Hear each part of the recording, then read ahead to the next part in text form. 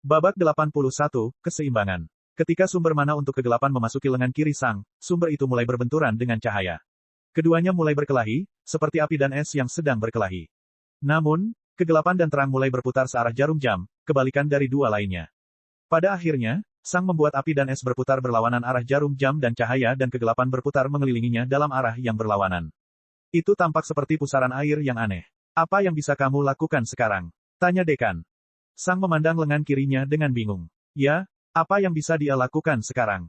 Sang mengangkat lengan kirinya dan mengarahkannya ke dinding. Kemudian, dia menghendaki cahaya itu menjadi aktif. Sesuai keinginannya, seberkas cahaya bersinar keluar dari lengan Sang, memaksanya untuk melindungi matanya. Namun, tidak ada hal lain yang terjadi. Apakah aku mempunyai kemampuan senter sekarang? Sang berpikir, tapi sebelum dia bisa berpikir lebih jauh, perhatiannya terganggu oleh rasa sakit yang datang dari lengan kirinya. Sang menoleh, dan matanya membelalak ngeri. Apakah ini masih lengannya? Seperti apa bentuk lengannya? Tua, jompo, tidak sehat. Terluka, sepertinya lengan kiri Sang adalah lengan kiri seorang lelaki tua yang sedang sekarat. Saat Sang melihat lengan kirinya, dia merasakan perasaan terputus. Ini sama sekali bukan lengannya. Namun, Sang masih berhasil membuat hubungan logis mengenai apa yang sebenarnya telah dicapai oleh pancaran cahaya tersebut. Jika lengannya sudah tua, jompo, dan lemah, pancaran cahayanya seharusnya berdampak sebaliknya. Jadi, secara logika, pancaran cahaya itu seharusnya menyembuhkan orang lain. Sang berpikir dengan bingung. Saya kira itu tidak akan berhasil pada saya karena itu juga melukai saya pada tingkat yang sama. Paling banter, aku mungkin bisa memindahkan lukaku dari seluruh tubuhku ke lengan kiriku, tapi itu tidak terlalu berguna. Sang melihat ke depan. Sinar cahaya telah mengambil vitalitas lengan kiriku dan melepaskannya ke sekeliling. Jadi, jika aku menggunakan kegelapan, Sang menunjuk ke depan dan menghendaki kegelapan dilepaskan. SSHHH. Angin muncul di depan Sang dan terserap ke dalam lengannya. Namun, anginnya tidak terlalu kencang, dan Sang tidak melihat lengannya sembuh sama sekali. Karena saya tidak menyerap vitalitas apapun, lengan saya tidak sembuh, itu masuk akal. Pada dasarnya aku bisa melepaskan vitalitasku pada apapun, tapi itu tidak selalu berpengaruh. Namun, saya tidak dapat menyerap vitalitas dari benda yang tidak memiliki vitalitas, pikir Sang. Kemudian, Sang memandang dekan. Dekan tahu apa yang diinginkan Sang dan mengangkat tangannya. Jangan berlebihan. Jika kamu menyerap terlalu banyak, kamu bisa meledak. Sang mengangguk dan menghendaki lengannya melepaskan kegelapan.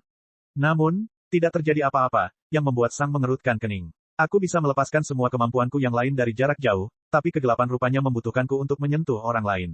Sang berjalan ke arah dekan dan meraih pergelangan tangannya. Kemudian, Sang menghendaki kegelapan mulai berlaku. Dalam sekejap, lengan kiri Sang terasa seperti akan meledak, dan Sang segera berhenti. Setelah menoleh, Sang menyadari bahwa lengan kirinya sangat berotot dan hampir bengkak.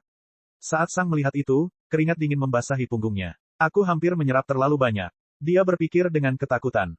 Sang dengan cepat menunjuk ke dekan dan mengeluarkan cahaya penyembuhan untuk mengurangi vitalitas di lengan kirinya, membuatnya normal kembali. Beruntung lengannya tidak terluka lagi. Jadi, jika aku menyerap terlalu banyak vitalitas, selama itu tidak cukup untuk membuat lenganku meledak, lenganku bisa sembuh total, pikir Sang sambil menggaruk dagunya. Itu memberiku cara untuk mengatur ulang kemampuanku yang lain. Saya dapat menggunakan sedikit panas untuk mendinginkan lengan saya, menggunakan banyak suhu dingin untuk melukai musuh saya dan melukai lengan kiri saya, dan kemudian menyerap vitalitas mereka untuk mendapatkan kembali kemampuan saya untuk melakukan hal yang sama lagi.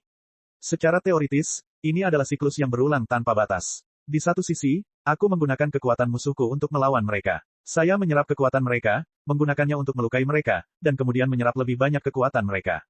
Saya rasa saya tahu apa afinitas Anda, tiba-tiba dekan berkata. Ketika Sang mendengar itu, pikirannya ditarik kembali ke masa kini. Benar, sebenarnya apa afinitasnya? Afinitas terhadap matahari akan masuk akal dengan api dan cahaya, tetapi tidak masuk akal dengan kegelapan dan es. Afinitas terhadap suhu akan masuk akal pada api dan es, namun tidak masuk akal pada terang dan gelap. Affinity for Twilight akan masuk akal dengan terang dan gelap, tapi tidak masuk akal dengan api dan es. Bagaimana dengan afinitas yang melibatkan alam semesta? Ada planet es dan bintang. Yang satu adalah kegelapan dan es, dan yang lainnya adalah api dan cahaya. Namun, itu juga tidak masuk akal. Lagi pula, jika ini adalah suatu bentuk afinitas kosmik, ia harus menyertakan planet normal juga, dan Sang tidak memiliki afinitas dengan bumi. Lalu, apa itu? Dekan melihat ekspresi Sang. Afinitas tidak selalu harus berupa sesuatu yang benar-benar ada. Bisa juga berupa sebuah konsep. Sebuah konsep, Sang bertanya. Dekan mengangguk. Mari kita ambil contoh suhu. Suhu tidak benar-benar ada sebagai bendanya sendiri. Ia hanyalah sebuah wujud materi. Suhu yang lebih tinggi berarti bahwa suatu materi mempunyai lebih banyak energi. Suhu yang rendah berarti bahwa ia tidak memiliki energi, banyak energi. Jadi, suhu sebenarnya tidak ada. Sesuatu yang lain adalah racun. Ya, Itu adalah sesuatu yang ada, tetapi jenis racun yang berbeda beracun bagi makhluk yang berbeda. Sesuatu yang kita anggap beracun mungkin tidak beracun bagi tumbuhan atau hewan tertentu. Jadi, di dunia mereka, racun itu tidak beracun, bukan racun, tapi makanan atau air. Sang mengangguk. Dekan mengetahui banyak hal, dan Sang menghargai kesempatan untuk belajar darinya.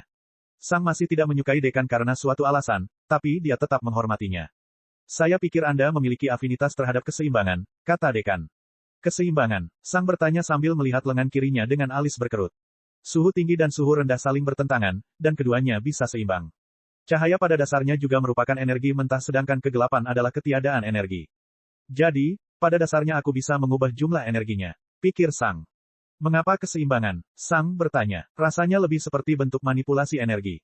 Jika itu adalah bentuk manipulasi energi murni, Anda juga akan memiliki ketertarikan terhadap angin. Bagaimanapun, angin hanyalah gerakan, dan gerakan juga mewakili energi. Namun, Anda tidak memiliki ketertarikan terhadapnya, Dekan dikatakan. Sang mengerutkan kening saat mendengar itu. Keseimbangan. Benarkah hanya itu? Tentu saja, keseimbangan adalah konsep yang agak abstrak jika dibandingkan dengan afinitas lainnya, tapi entah kenapa masih terasa belum lengkap baginya. Entah kenapa masih terasa belum lengkap, kata Sang dengan ketidakpastian. Dekan mengerutkan alisnya dan melihat ke lengan kiri Sang. Bagaimana kamu memandang sumber mana di lengan kirimu? Dia bertanya. Api dan es saling bertarung dalam putaran berlawanan arah jarum jam. Cahaya dan kegelapan saling bertarung di sekitar dua lainnya dalam putaran searah jarum jam, kata Sang. Dekan mengangguk. Apakah ada sesuatu yang tambahan atau berbeda di suatu tempat di tengahnya? Sang berkonsentrasi dan fokus pada lengan kirinya. Namun, dia tidak merasakan apapun yang tidak seharusnya ada. Tidak, hanya 4 hal ini, katanya. Dekan mengerutkan kening. Kalau begitu, itu berarti afinitasmu belum benar-benar terungkap. Jika sumber mana masih terpisah, berarti masih ada komponen yang hilang. Namun, aku telah memberimu salah satu dari semua sumber mana yang mungkin ada. Tidak ada lagi afinitas. Ketika Sang mendengar kata-kata Dekan, dia teringat akan hal lain yang ingin dia diskusikan. Ini mungkin terkait dengan masalah afinitasnya. Babak 82, hadiah kedua. Itu mengingatkan saya pada hal lain yang ingin saya katakan, kata Sang. Apa itu? Dekan bertanya dengan suara netral. Kamu bertanya kapan aku ingin menjalani prosedurnya, kan? Sang bertanya. Dekan mengangguk. Apakah sudah berkembang sepenuhnya? Dia bertanya. Dekan mengangguk lagi. Jadi, kamu tidak memerlukan waktu tambahan untuk menyiapkan prosedurnya, kan? Sang bertanya. Paling lama mungkin sehari. Tergantung binatang apa yang aku pilih, ucapnya kesal. Mengapa kamu menanyakan pertanyaan yang tidak berguna seperti itu? Sang mengangguk. Kalau begitu, bukan itu, katanya. Seperti ini. Pertanyaan pertamaku kepada Tuhan adalah tentang apa yang harus aku lakukan ketika aku tiba di sini. Mata Dekan sedikit bersinar. Belum ada satupun dari mereka yang mengajukan pertanyaan. Bagaimanapun, pertanyaan-pertanyaan ini bisa menjadi informasi yang berharga, dan tidak mungkin untuk memverifikasi informasinya. Keduanya bisa saja berbohong. Dan dia bilang apa? Tanya Dekan. Tentu saja, Sang ingin membagikan jawabannya. Dia mengatakan bahwa saya harus tinggal di alam liar selama 2 tahun sebelum bergabung dengan masyarakat lagi, kata Sang. Dekan mengangguk. Itulah tindakan terbaik bagi Anda, dan Anda akan mengetahui alasannya ketika Anda bergabung dengan kelas Anda. Ini sangat penting bagi Anda. Sangat penting bagiku. Kenapa? Sang bertanya. Namun, kamu belum mendapatkan hadiah kedua. Saya kira Tuhan telah memberi Anda hal yang sama seperti saya, kata Dekan. Apa hadiah kedua? Sang bertanya. Kegunaannya yang pertama adalah untuk penyimpanan. Pada dasarnya ini adalah space ring yang unggul tanpa batasan, jelas Dekan. Kegunaan lainnya adalah warisan. Warisan. Dalam arti apa? Sang bertanya. Seperti yang telah kalian dengar, zaman keemasan para pejuang sudah berlalu begitu lama sehingga tak seorang pun mengetahui bahwa zaman itu pernah ada. Tidak ada reruntuhan dari zaman itu yang bertahan hingga hari ini, sejauh yang saya ketahui. Petik 2. Ini berarti bahwa tidak mungkin memperoleh pengetahuan yang lebih maju tentang jalur seorang pejuang daripada yang dapat saya akses kecuali Anda berhasil menciptakannya sendiri. Jadi, untuk semua maksud dan tujuan, pada dasarnya saya dianggap sebagai pejuang terkuat yang pernah ada. Kalau dulu, aku mungkin hanya dianggap sebagai anak-anak atau sampah, tapi tidak ada bukti yang tersisa sejak saat itu, dan pada dasarnya sudah tidak ada lagi. Para penyihir juga tidak memiliki bukti apapun sejak saat itu, sejauh yang aku tahu. Oleh karena itu Tuhan memberikan cara untuk mewarisi ilmu dari zaman yang sudah lama terlupakan, jelas Dekan. Namun, seperti yang sudah kamu duga, Dewa tidak suka merasa bosan. Karena itu, dia menjadikan warisan sebagai sebuah kontes. Kamu akan melawan musuh yang semakin kuat di levelmu sampai kamu akhirnya mati. Setelah itu, kamu akan dibangkitkan, dan kamu akan menerima warisan berdasarkan seberapa baik kamu melakukannya. Sang mengerutkan kening saat mendengar itu. Ya, itu kedengarannya persis seperti sesuatu yang Tuhan akan lakukan. Warisan yang kamu peroleh adalah hal terpenting yang berkontribusi terhadap kesuksesanmu di masa depan. Jika kamu berhasil mendapatkan warisan yang bagus ketika kamu mencapai tahap umum, kekuatan pertempuranmu akan semakin kuat untuk ujian berikutnya di tahap komandan, memungkinkan Anda mendapatkan skor yang lebih baik dan mendapatkan warisan yang lebih baik lagi. Kekuatan pertempuran. Sang bertanya, betapa kuatnya kamu dibandingkan dengan orang lain di level yang sama, tambah dekan sebelum melanjutkan penjelasannya. Intinya, siklus ini tidak dapat diputus. Jika hal ini terjadi, Anda akan kehilangan seluruh momentum Anda. Siapa yang tahu, jika kamu melakukannya dengan cukup baik, kamu mungkin benar-benar berhasil. Lagi pula, warisan yang luar biasa mungkin bahkan menunjukkanmu jalan ke alam berikutnya. Dekan menarik napas dalam-dalam, tapi ekspresinya tidak berubah. Di satu sisi, aku iri padamu. Kamu akan menerima kekuatan prosedurku, yang akan memungkinkanmu mendapatkan warisan yang lebih baik. Kamu akan mendapatkan keuntungan yang belum pernah aku dapatkan. Sang tidak yakin bagaimana dia harus bereaksi saat ini. Jadi, dia memutuskan untuk tidak bereaksi sama sekali dan melanjutkan pembicaraan. Terima kasih atas ajaranmu, kata Sang untuk segera menyelesaikan topiknya. Namun, bukan ini yang saya maksud. Apa maksudmu? Tanya dekan dengan sedikit kesal. Yah, Tuhan berkata aku harus tinggal di hutan belantara selama 2 tahun, ulang Sang. Tetapi bagaimana jika kekuatan pertempuranku bukan satu-satunya alasan? Alis dekan berkerut, dan dia melihat ke mejanya. Afinitasmu, dia bertanya. Sang mengangguk. Benar, Dewa berkata aku akan bisa menggunakan afinitasku jika aku beruntung. Itu berarti membuka afinitasku mungkin sangat sulit. Mungkin itu adalah sesuatu yang hanya bisa terjadi pada waktu tertentu. Seperti yang mungkin sudah Anda ketahui, saya baru berada di hutan belantara selama lebih dari setengah tahun, yang berarti kurang dari 2 tahun. Mungkinkah sesuatu akan terjadi dalam 1,5 tahun ke depan yang dapat membuka afinitasku? Sesuatu seperti kemunculan binatang langka atau aneh. Mungkin semacam peristiwa, Sang bertanya. Tiba-tiba, mata dekan membelalak. Kemudian, dia memandang Sang dengan ekspresi menilai. Sang melihat dekan telah menyadari sesuatu. Apakah kamu memikirkan sesuatu? Dia bertanya. Ada kemungkinan, kata dekan perlahan sambil menggaruk dagunya sambil berpikir. Itu juga masuk akal sampai tingkat tertentu. Jika saya belum pernah melihat afinitas Anda saat ini beraksi sebelumnya, saya tidak akan menghubungkannya dengan peristiwa itu. Bisakah kamu lebih spesifik? Sang bertanya. Tidak, jawab dekan. Ini melibatkan salah satu rahasia tertinggi dunia. Secara teknis, saya bahkan tidak boleh mengetahuinya, dan satu-satunya alasan saya mengetahuinya adalah karena saya sangat dekat dengan Duke Warwine. Jika itu hanya melibatkan hidupku, aku tidak akan takut untuk memberitahumu. Lagi pula, dalam kasus terburuk, aku bisa melarikan diri dan tinggal di hutan belantara. Itu tidak menggangguku. Namun, aku tidak ingin membahayakan temanku. Oleh karena itu, aku tidak bisa memberitahumu. Ketika Sang mendengar itu, dia menjadi sangat frustrasi, tapi dia juga menyadari sesuatu. Sebelumnya, dekan telah berbicara tentang menggunakan semua orang untuk kekuatannya sendiri, tapi sekarang, dia tiba-tiba melindungi temannya, pikir Sang.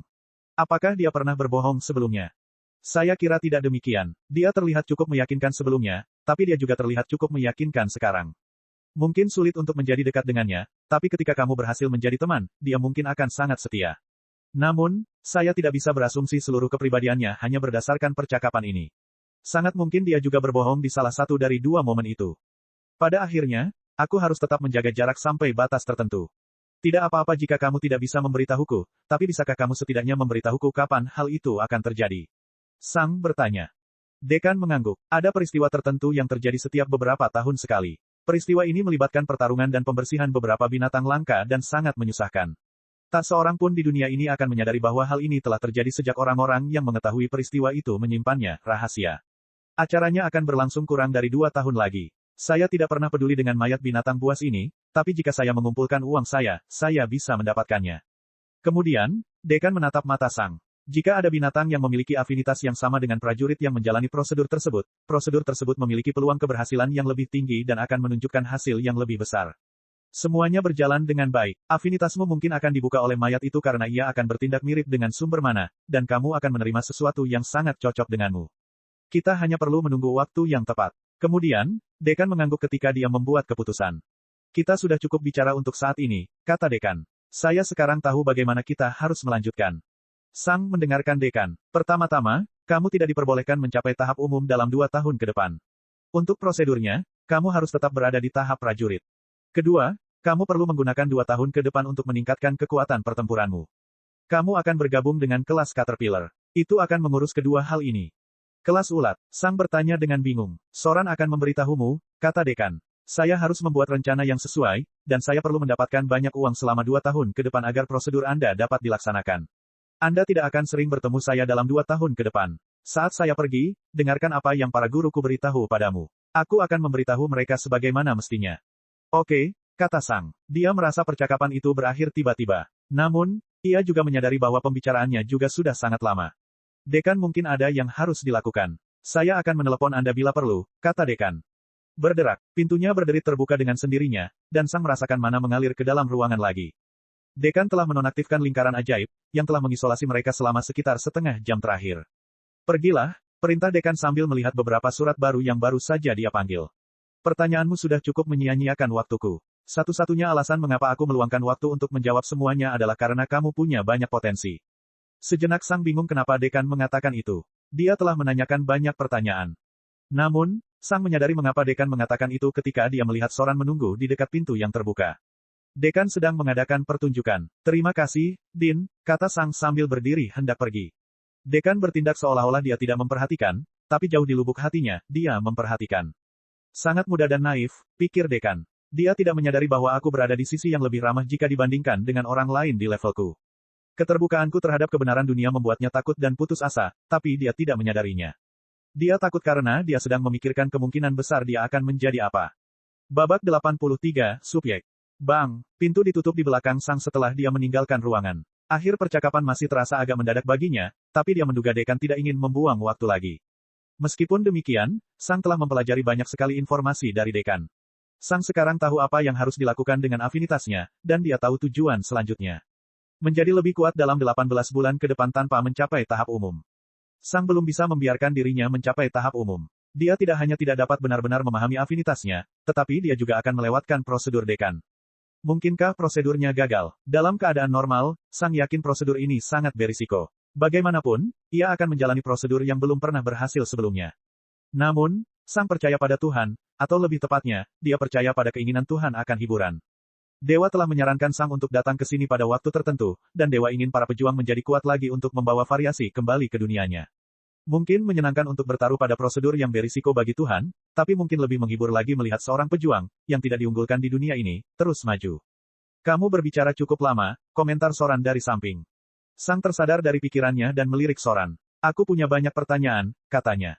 Tentang prosedurnya, Soran bertanya. Sang mengangguk. Apakah kamu sudah diberitahu? Dia bertanya. Tidak, tapi jelas guru akan memilih orang sepertimu sebagai subjek berikutnya, kata Soran sambil menghela nafas. Saya masih berpikir ini masih terlalu dini untuk melakukan tes sebenarnya pada manusia, tapi guru yakin dengan teorinya. Apakah pernah ada kegagalan sebelumnya? Sang bertanya. Soran mengangguk. 4 kegagalan dalam 10 tahun terakhir, jawabnya. 4 dalam 10 tahun. Sang bertanya dengan heran. Saya mengharapkan lebih dari 4 kegagalan dalam beberapa bulan terakhir. Masalahnya adalah kurangnya subjek tes yang kuat, jelas Soran. Pertama-tama, subjeknya harus memiliki tubuh seorang pejuang. Peningkatan laju pemulihan pasif adalah hal yang wajib untuk bertahan hidup karena tubuhmu harus secara pasif menahan kehancuran yang disebabkan oleh bagian-bagian baru sampai semuanya akhirnya menyatu. Untuk sementara, ini akan menjadi perang antara tubuhmu dan bagian-bagian binatang. Tidak akan ada banyak pengaruh luar selama periode itu, atau itu akan membahayakan kompatibilitasnya. Bagian penting lainnya adalah kemampuan mengatasi rasa sakit. Jika Anda tidak dapat tetap sadar selama prosedur, tubuh Anda secara otomatis akan memasuki kondisi defensif dan akan menghalangi segala sesuatu untuk mendekat. Kalau begitu, kamu harus berada di alam pertama, yang membatasi banyak kandidat karena mereka belum merasa memerlukan prosedur invasif seperti itu.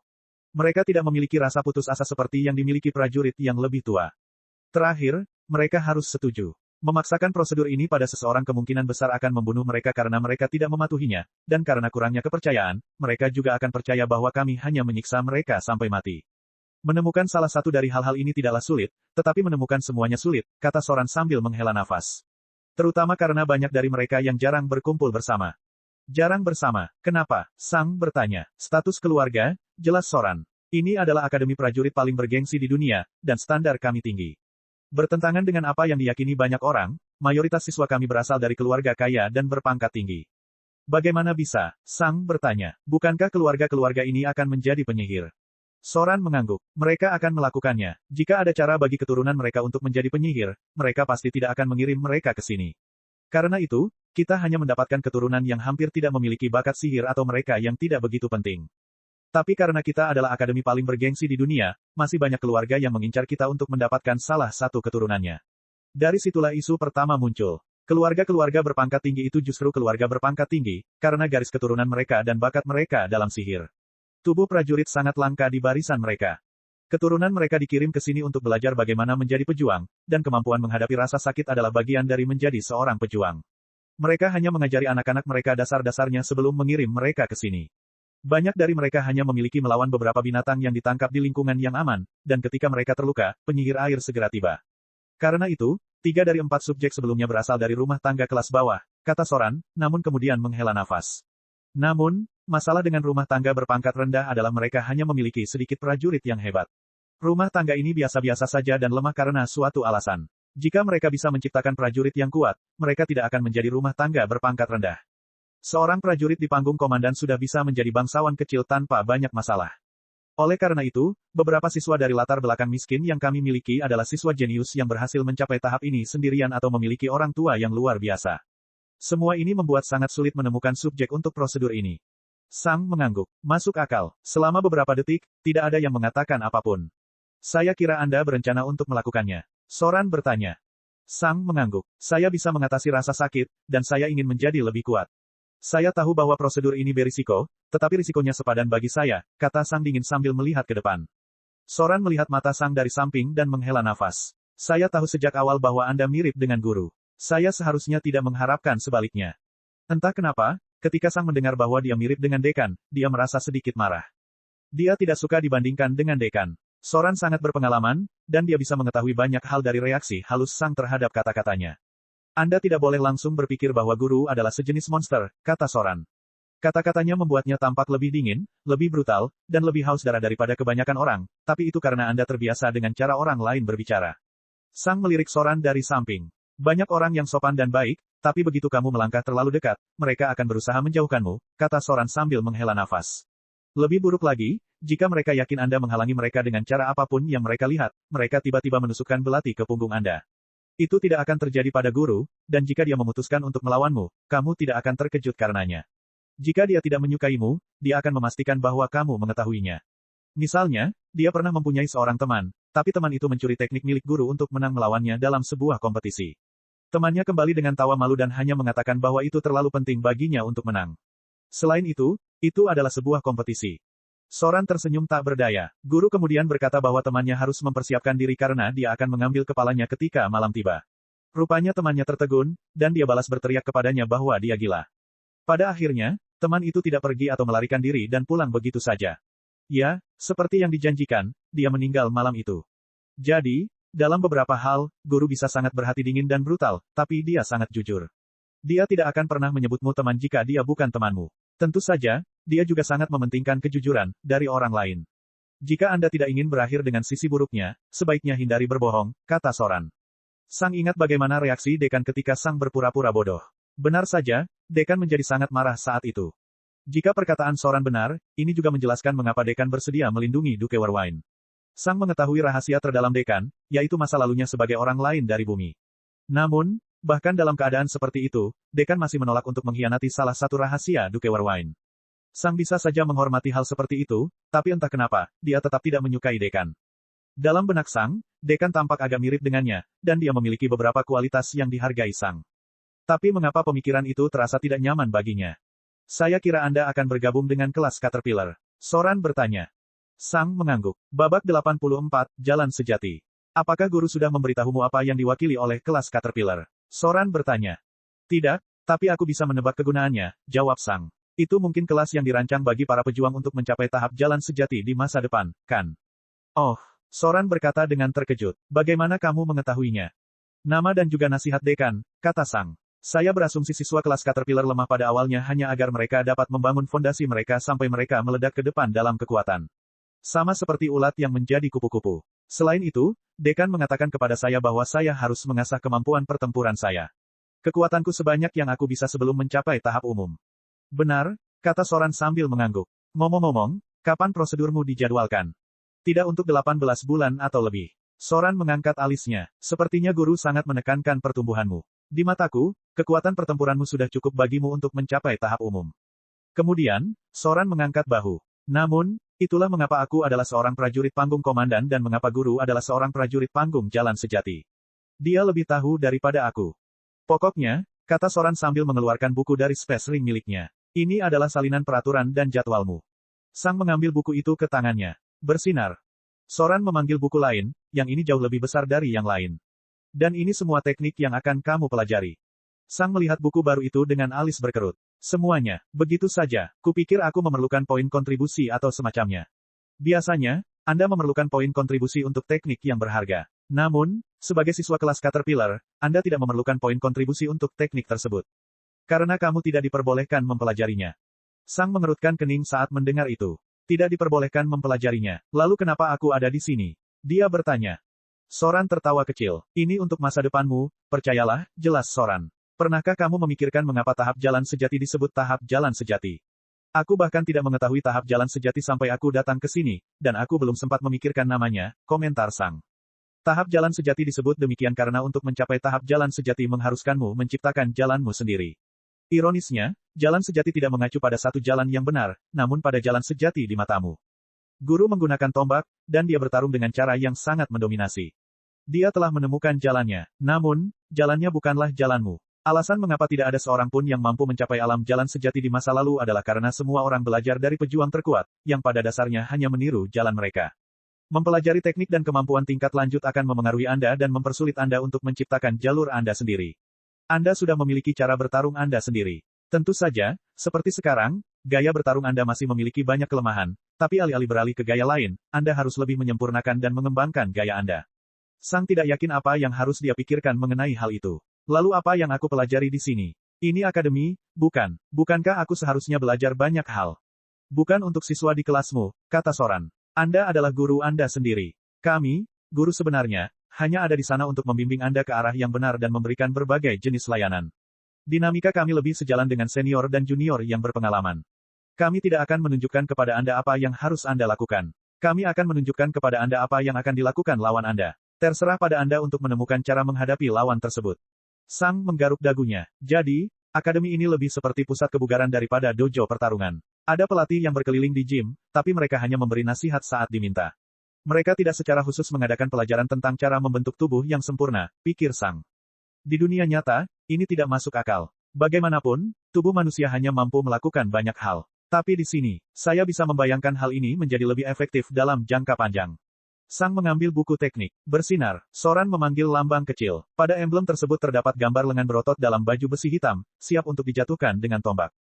Ini adalah lambang ajaib, kata Soran. Itu adalah tanda pengenal, kunci, dan metode pembayaran poin kontribusimu.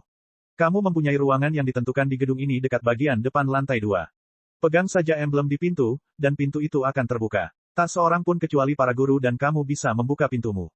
Jika kamu ingin pindah ke farm lain, kamu bisa melakukannya, tapi pergilah ke kamarmu terlebih dahulu. Seragammu ada di sana, dan kamu harus mendapatkannya terlebih dahulu. Jika kamu memutuskan untuk tinggal di farm lain, beritahu kami. Tidak ada alasan untuk menyediakan kamar khusus untuk seseorang yang tidak ingin tinggal di sana. Sang mengambil lambang itu dan mengangguk. Terima kasih, katanya tanpa sadar. Anda dapat menemukan semua informasi yang relevan di buku pertama, kata Soran sambil menunjuk ke buku pertama. Kalau kamu punya pertanyaan tambahan, tanyakan saja pada guru. Maaf, tapi aku sudah menghabiskan sebagian besar hariku untuk mengurus ujian dadakanmu, dan aku sebenarnya harus memulai pekerjaanku sehari-hari. Lihat saja sekeliling dan kenali akademinya terlebih dahulu. Maaf karena menahanmu, kata Sang Linglung. Ayo, kamu tidak bisa berada di lantai ini tanpa guru di sampingmu, kata Soran sambil menunjuk ke ujung lorong. Sang menerima petunjuk itu dan berjalan menuju tangga, Soran mengikuti. Ketika Sang mencapai lantai 4, Soran segera mengucapkan selamat tinggal dan kembali ke lantai 5. Sekarang, Sang sendirian untuk pertama kalinya setelah waktu yang terasa sangat lama. Sang melihat keluar salah satu jendela dan melihat bahwa hari sudah siang. Hari ini terasa seperti sudah berlangsung lama, padahal ini baru siang hari. Kemudian, Sang melihat ke arah emblemnya. Bagaimanapun, aku sekarang menjadi bagian dari Akademi Prajurit, dan itulah alasan aku ada di sini. Hanya dalam satu pagi, saya bergabung dengan Akademi dan belajar banyak tentang dunia, diri saya sendiri, dan masa depan saya. Aku harus pergi ke kamarku dan membaca buku peraturan dan jadwalku. Babak 85, kamar. Sang meninggalkan lantai 4 dan pergi ke lantai 2. Soran mengatakan bahwa Sang akan menemukan kamarnya di dekat awal lantai 2. Ketika Sang tiba di lantai 2, dia melihat sebuah lorong panjang dengan banyak pintu. Sang menduga ruangan-ruangan itu tidak terlalu besar berdasarkan seberapa dekat pintunya satu sama lain. Sang tidak yakin ruangan mana yang seharusnya menjadi miliknya, tapi dia tahu bahwa dia hanya perlu menguji emblemnya di ruangan yang berbeda. Orang yang bereaksi adalah miliknya. Sang pergi ke pintu pertama di sebelah kanan dan memegang emblemnya di sana. Klik, dan itu tidak terkunci. Sang terkejut ketika pintu pertama terbuka, dan dia melihat kartunya. Apakah aku hanya beruntung, atau kartuku cacat? Sang pergi ke ruangan di sebelahnya dan mencoba emblemnya. Pintunya tidak bereaksi. Sang mencoba membuka pintu, tetapi pintu itu tidak bergeming.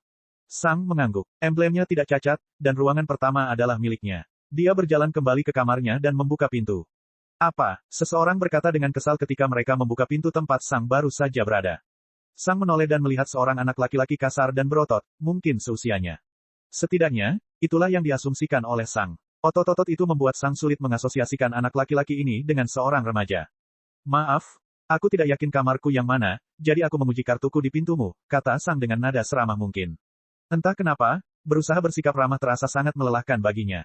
Anak laki-laki itu memandang ke arah Sang dengan ekspresi menilai. Aku tidak mengenalmu. Apakah kamu baru di sini? Dia bertanya. Sang mengangguk. Ujian khusus. Baru bergabung hari ini, jawabnya. Oh, anak laki-laki itu berkomentar dengan terkejut. Kamu ditugaskan di kelas apa? Kelas ulat. Ketika anak laki-laki itu mendengar itu, dia mengerutkan kening. Selamat datang di neraka, Gapi air tawar, kata anak laki-laki itu sambil mendengus. Sang mengangkat alisnya, tetapi anak laki-laki itu kembali ke kamarnya dan menutup pintu.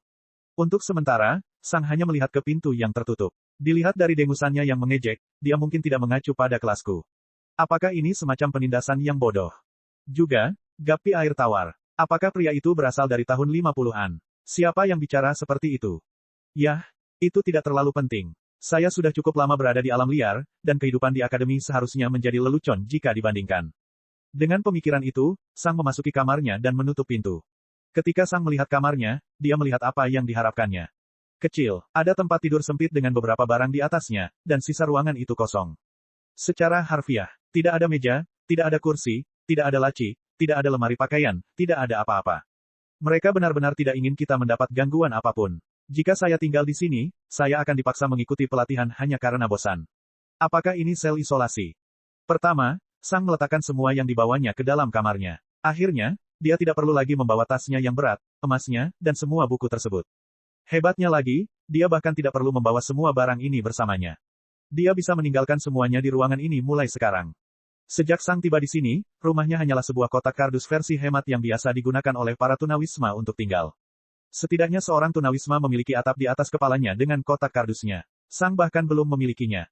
Setelah Sang menggeliat, dia melihat semua benda berbeda di dekat tempat tidurnya. Dia melihat 8 seragam, semuanya berwarna hijau. Benarkah, hijau? Apakah kamu harus bertindak sejauh itu dengan masalah ulat itu? Di samping 8 seragam hijau, Sang melihat 8 seragam perunggu, dan di sampingnya ada 2 seragam biru. Ketika Sang melihat seragam ini, dia teringat kembali pada pagi ini. Dia telah melihat banyak siswa mendekati akademi dengan seragam berbeda. Seragam apa yang mereka kenakan? Banyak dari mereka yang mengenakan seragam perunggu. Beberapa lainnya berwarna hijau, biru, merah. Ada beberapa warna yang berbeda, dan Sang bahkan tidak yakin apakah dia mengingat semuanya. Sang hanya mengetahui 2 hal yang pasti. Pertama, perunggu adalah warna yang paling umum. Kedua, para guru mengenakan pakaian berwarna perak. Sang memeriksa seragamnya dan menyadari bahwa seragam itu jauh lebih berat dari yang dia perkirakan. Mereka mungkin memiliki berat hampir 20 kg. Itu setara dengan beban yang dikenakan seorang prajurit saat berperang di bumi. Tapi ini hanya seragam. Ia bahkan tidak memiliki lapisan atau pelindung khusus apapun di atasnya. Sang ingat bahwa seragam perak para guru terlihat seperti perpaduan antara baju besi dan pakaian normal sementara para siswa mengenakannya. Sang melihat lebih dekat ke seragam hijau itu dan memperhatikan sepatunya. Apakah aku leprehaun sialan? Pikirnya sambil mengerutkan kening saat melihat sepatu itu. Tunggu, apakah leprehaun bahkan memakai sepatu hijau? Seluruh pakaian mereka berwarna hijau, jadi sepatu mereka juga harus berwarna hijau, bukan? Sudahlah, sepatu konyol apa ini? Dia pikir, sepatunya berwarna hijau dan sangat alami. Kata itu berhasil. Yah, itu tidak terlalu penting. Aku bukan satu-satunya yang berjalan-jalan dengan pakaian konyol ini, pikirnya. Tapi kemudian, Sang melihat seragam perunggu itu. Kelihatannya bagus. Selain itu, ada sepatu bot hitam. Sang kembali menatap seragam hijau itu. Mari kita baca buku peraturannya terlebih dahulu sebelum saya memutuskan apa yang akan saya kenakan. Mungkin seragam ini mempunyai tujuan tertentu, pikir Sang sambil mengalihkan pandangannya ke objek berikutnya. Ngomong-ngomong, kenapa ada 2 ember di sini? Di samping tempat tidur, Sang melihat 2 ember. Yang satu berisi air, yang satu kosong. Sang melihat sekeliling ruangan, lalu, di ember kosong. Apakah aku harus ikut campur dalam hal itu? Sang tidak melihat toilet, dan dia tidak melihat mekanisme pembuangan air apapun di dalam ruangan. Sejak tubuh Sang mencapai tingkat prajurit yang lebih tinggi, kebutuhannya untuk menjatuhkan jus telah berkurang secara signifikan, tetapi seminggu sekali, bahkan dia harus mengeluarkan jus yang bau. Untuk saat ini, Sang memutuskan untuk menunggu sampai dia membaca buku peraturan, dan fokusnya tertuju pada ember berisi air. Apakah ini untuk mencuci atau minum? Mungkin untuk minum. Lagi pula, bagaimana saya bisa mengeluarkan air dari ruangan jika tidak ada saluran pembuangan? Dan itu saja, itu semua yang ada di dalam kamar Sang. Bahkan tidak ada jendela besar. Jendela itu hampir tidak bisa disebut celah. Itu hanya sebuah ruangan yang benar-benar kosong, bahkan lebih tandus dari sel tahanan. Tak heran sebagian besar siswa memutuskan untuk tinggal di farm lain. Di farm lain, mereka memiliki alam, ruangan yang lebih besar, lebih banyak kebebasan, dan lebih banyak hal yang harus dilakukan. Setelah melihat kamarnya, Sang mengambil buku peraturan dan mulai membaca. Dia duduk di tempat tidurnya, yang jauh lebih sulit daripada tempat tidur yang seharusnya. Namun, Sang tidak terlalu peduli dengan kerasnya tempat tidurnya. Dia sudah terlalu lama tidur di pohon sehingga tidak bisa peduli. Kemudian, Sang membuka buku peraturan. Cek cek cek cek cek cek cek cek. Rakan-rakan kultivator sekalian, sebelum retret, sila terus berkultivasi untuk jurus subscribe, like, share dan komentar agar sekte ini terus berkembang pesat.